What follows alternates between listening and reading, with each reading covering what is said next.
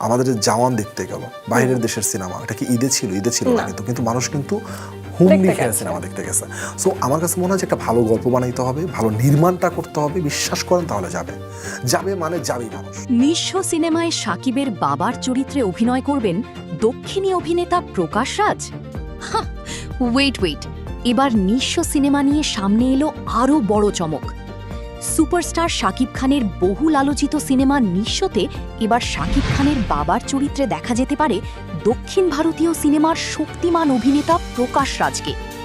গুঞ্জন উঠেছে নিঃস্ব সিনেমাটিকে শুধু বাংলাদেশের সিনেমা হিসেবে নয়, বরং আন্তর্জাতিক মানে নির্মাণের পরিকল্পনা চলছে। আর সেই কারণেই সিনেমাটির বাজেট যেমন বড় রাখা হচ্ছে, তেমনি দেশ বিদেশের পরিচিত ও শক্তিশালী অভিনেতাদের কাস্টিং নিয়েও চলছে বড় ধরনের পরিকল্পনা। সবচেয়ে বড় চমক হতে পারে প্রকাশ রাজের কাস্টিং।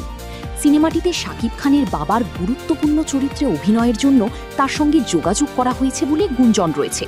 তবে প্রকাশ রাজের শিডিউল এবং অন্যান্য বিষয় চূড়ান্ত হলেই নাকি তার কাস্টিং নিশ্চিত হবে। আর যদি সত্যিই প্রকাশ রাজকে নিঃস্বতে শাকিব খানের বাবার চরিত্রে দেখা যায়, তাহলে শাকিব প্রকাশ রাজের এই অনস্ক্রিন সম্পর্ক সিনেমায় যে অন্যরকম মাত্রা যোগ করবে তা বলার অপেক্ষা রাখে না।